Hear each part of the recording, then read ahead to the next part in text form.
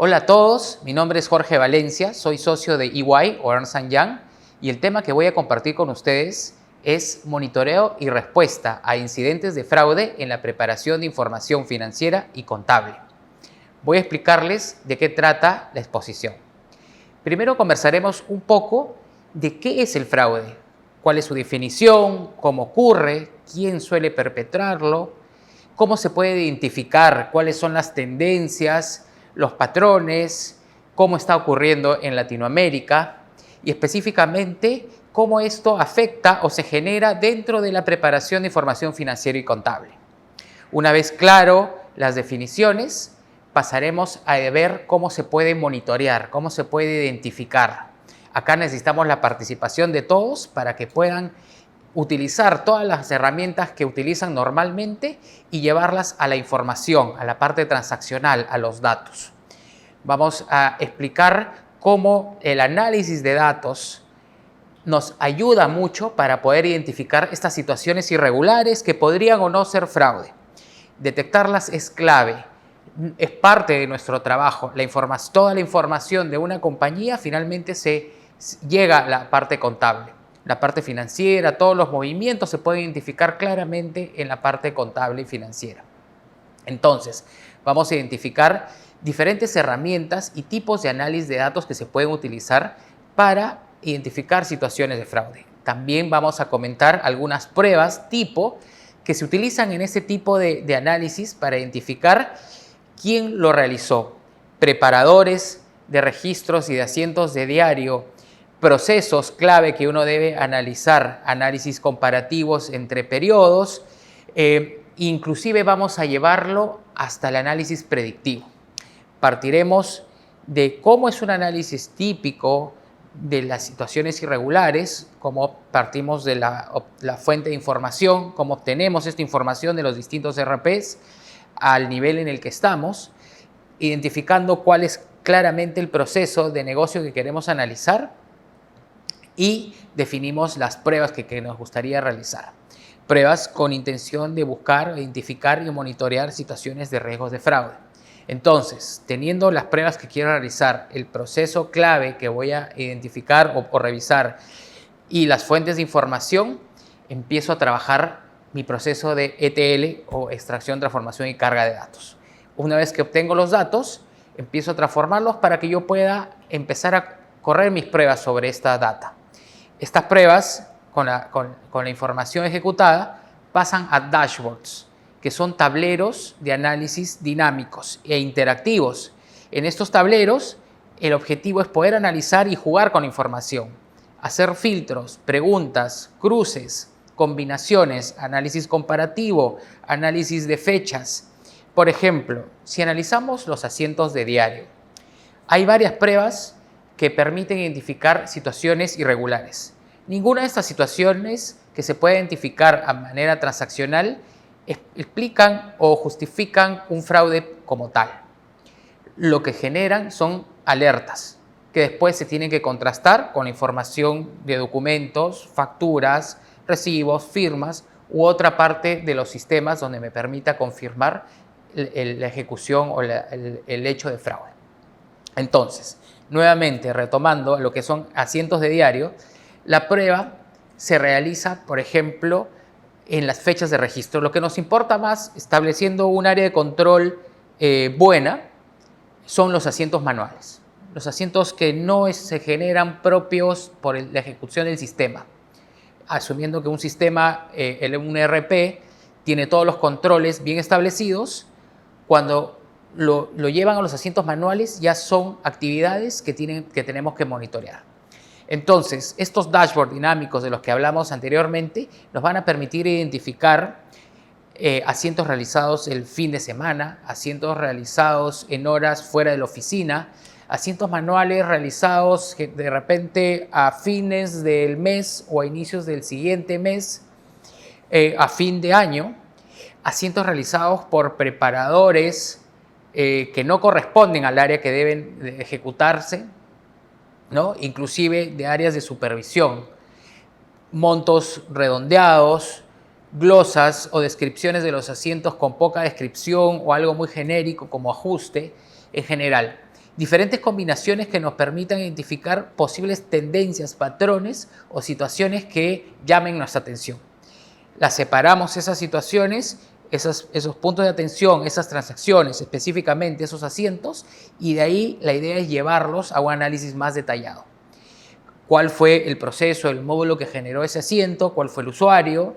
Inclusive se pueden combinar análisis de los usuarios preparadores versus los usuarios que están activos en la compañía. No podría ocurrir que generen asientos manuales personas que están de vacaciones, por ejemplo. Eso significaría que habría otra persona utilizando ese usuario.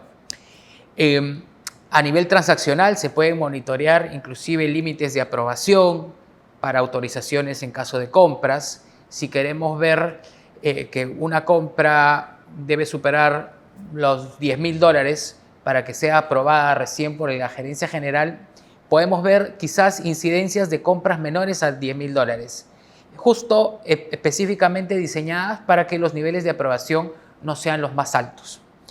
Todos estos tipos de situaciones, tendencias, patrones, nos permite el análisis de datos.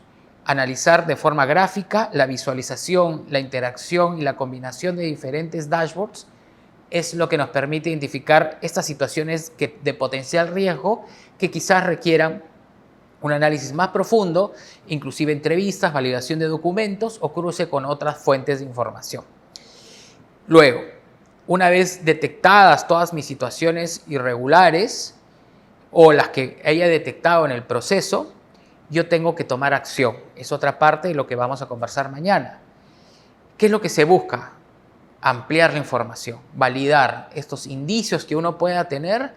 Se requiere confirmación, ¿no? Esta parte transaccional nos da indicios de situaciones irregulares o potencial fraude, y lo que queremos buscar es si es cierto o no que hay una situación irregular y potencial fraude. Entonces, ampliamos nuestra información con la documentación requerida, las facturas, los papeles, los contratos, los documentos, inclusive con entrevistas. Esa es una forma de ampliar. Dicho esto, una vez que yo identifico que existe una situación real o muy potencial de fraude, lo que tenemos que hacer es preservar la información, cuidar el valor probatorio de la evidencia. ¿Qué significa esto? Es que nosotros no debemos alterar la información de dónde se ha obtenido y evitar que ésta también se altere por otras personas. Al no alertar a los perpetradores hasta este momento por confirmar del fraude, porque cuando uno los alerta, lo que ocurre es que la información se borra, se elimina.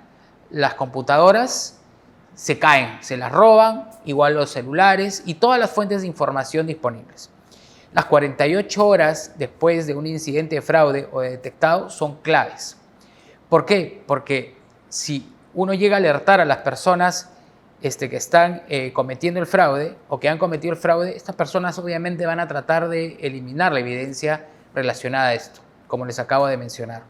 Lo que buscamos primero, una vez detectado, es poder reportar la situación a los comités de ética, auditoría interna o a la gerencia de finanzas, de acuerdo al nivel de involucramiento, pero a las personas que puedan tomar algún tipo de acción.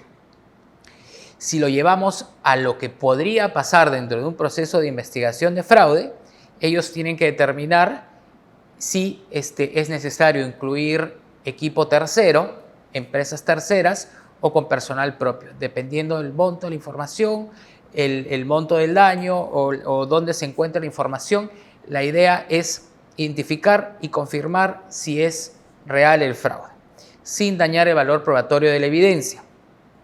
Es decir, si es que yo entro, por ejemplo, a un correo de un trabajador sin su autorización para buscar si es que tiene o no coordinaciones con un proveedor o con otras personas, ya estoy vulnerando los derechos de la otra persona y se pierde el valor probatorio. Si le quito la máquina o la tomo sin un consentimiento para buscar la información, también hay fechas de registro desde que la persona fue suspendida o ya no está trabajando, en la que ha tenido ese equipo, esa máquina o ese correo actividad. Eso significa que la persona que ha cometido fraude podría decir: yo no he estado en la oficina, yo no he tenido acceso a mi máquina, yo no he tenido acceso a mi correo desde tal hora y tal fecha, por lo cual cualquier actividad que se encuentre, se ubique en horas después a la fecha en que yo dejé esos equipos, es información que no ha sido mía, no ha sido generada por mi persona, entonces esta información ha sido adulterada. Hasta podría indicar que la información ha sido sembrada. Y en un proceso judicial, pues la evidencia pierde el valor probatorio. Por más que encontremos el correo, la comunicación, el chat, el mensaje que diga o que confirme la situación de fraude. Un pago de un pasaje, una evidencia de una transferencia económica, etc. La forma que sea en la que se haya cometido el fraude. Entonces, no podemos perder ese valor probatorio. Por eso tenemos que tener mucho cuidado en este proceso y de nuestro punto, desde preparadores de información financiera y contable, lo más importante es estar siempre alertas, es validar todo este tipo de transacciones, confirmar con otras áreas la correcta ejecución y tener claro el código de ética y conductas de las compañías y las políticas y procedimientos en las que se necesita reportar. También es importante adquirir o tener capacidad analítica, y esto vamos a hablar un poco mañana. Tener la capacidad de utilizar la información que está disponible en todos los sistemas que utilizamos y hacer cruces, validaciones, saber qué debería validar, valga la redundancia, las pruebas de integridad, los preparadores, las fechas y cualquier situación que pueda alertar, también reportarla.